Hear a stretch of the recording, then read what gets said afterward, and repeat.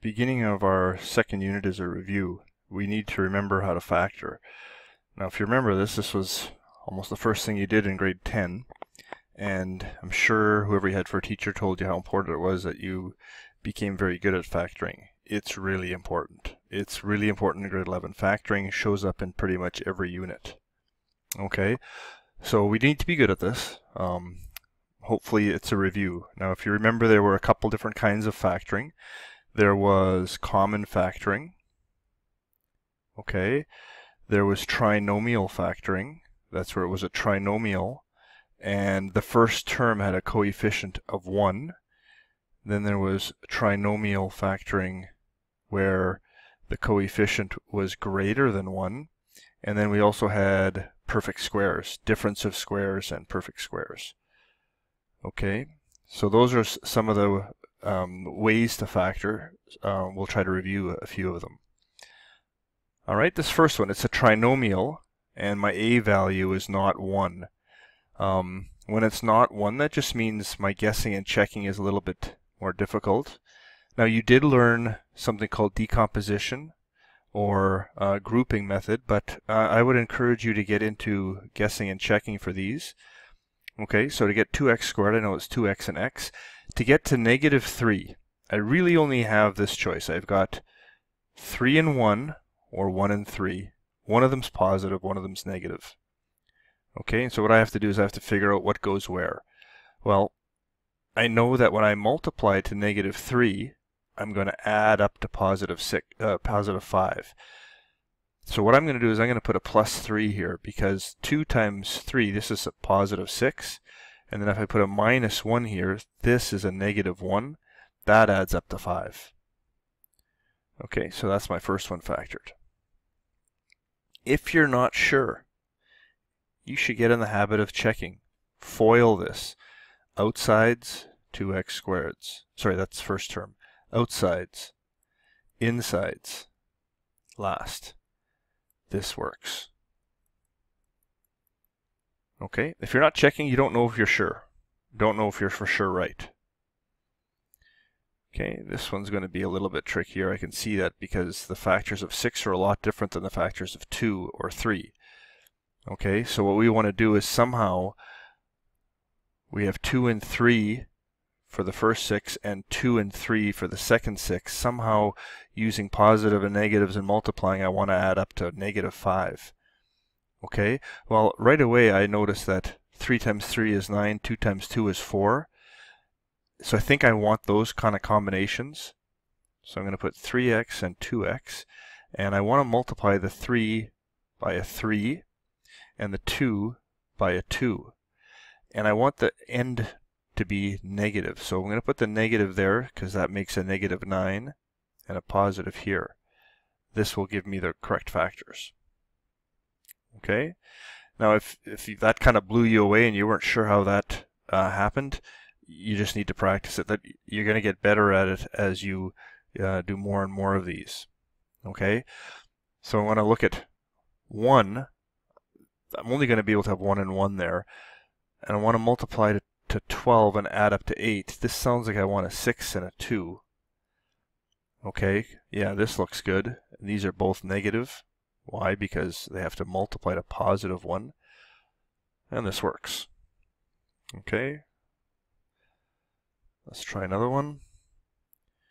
Well, I only have one choice here. And I want to multiply to 7, add up to 21, so I think I want a -7 and a -1. Okay.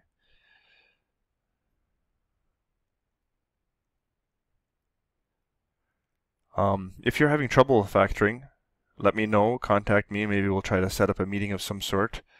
Probably be through Teams, but we'll be able to work on that together. But there is no shortcut here. It takes time to become good at this. Nobody gets good at anything without practice. You need to do more and more. If you remember grade 10, we gave you quite a few worksheets. There's nothing wrong with going back and asking for those and doing them again. Just become comfortable with this kind of factoring. So let's think about this for a second. I want 6x. So I can either have 6 and 1, or I could have 3 and 2. For 5, I can only have 5 and 1. So let's look at the first combination. Is there a way I can multiply this to get 17? Well, 6 times 1 is 6, 5 times 1 is 5. That's 11. This isn't going to work.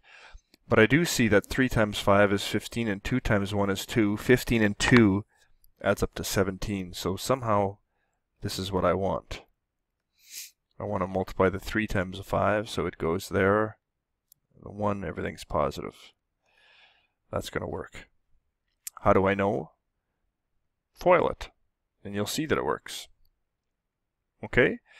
Next one is not a trinomial. There are only 2 terms. Hopefully you recognize a perfect square, and a difference.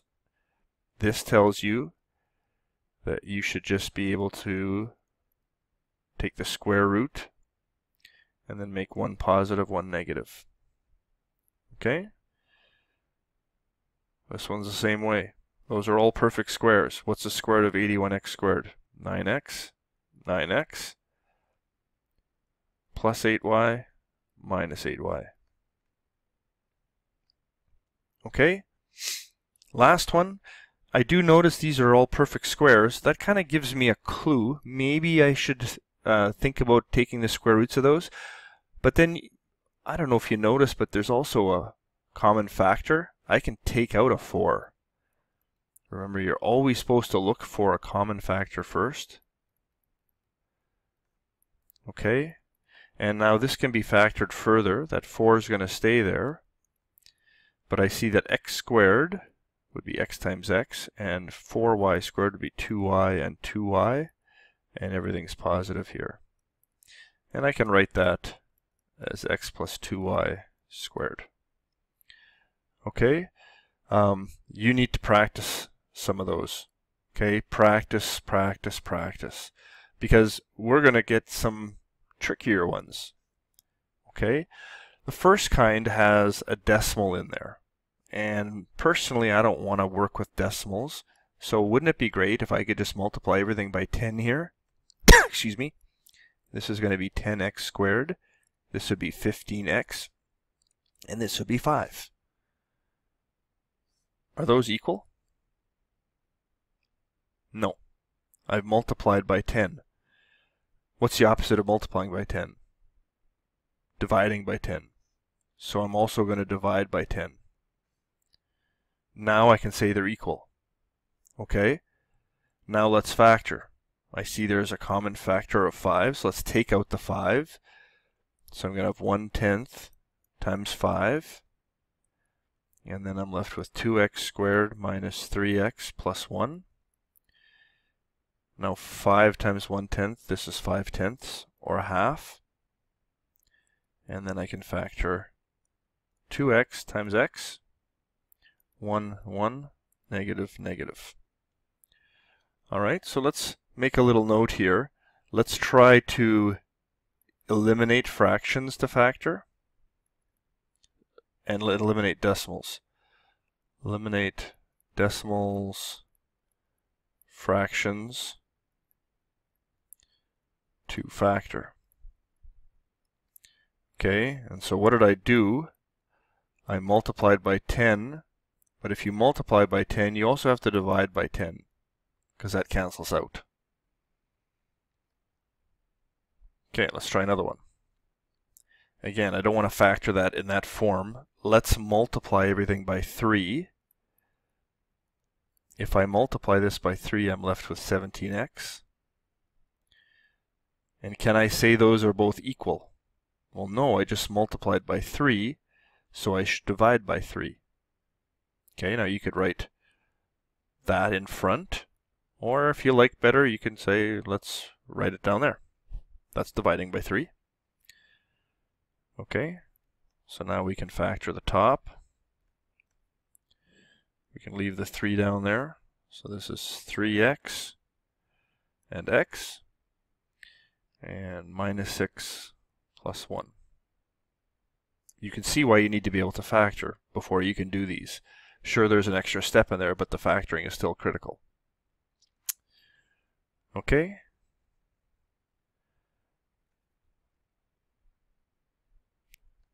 I think we're going to skip this lesson. All right, this portion of this lesson. You don't need to know how to do this, and you don't need to know how to do this. Okay, so we're going to finish off there. Oh, not quite. Yeah, we are finished. I don't need you to know how to do this either. Okay? So those questions that had brackets, ignore those ones. Some of these in the homework you won't need to know how to do. Okay? I just want you to be able to factor. And there could be decimals or fractions in there. But if you see this kind of thing where you have brackets, don't worry about those ones for today. Okay, we might talk about those another day.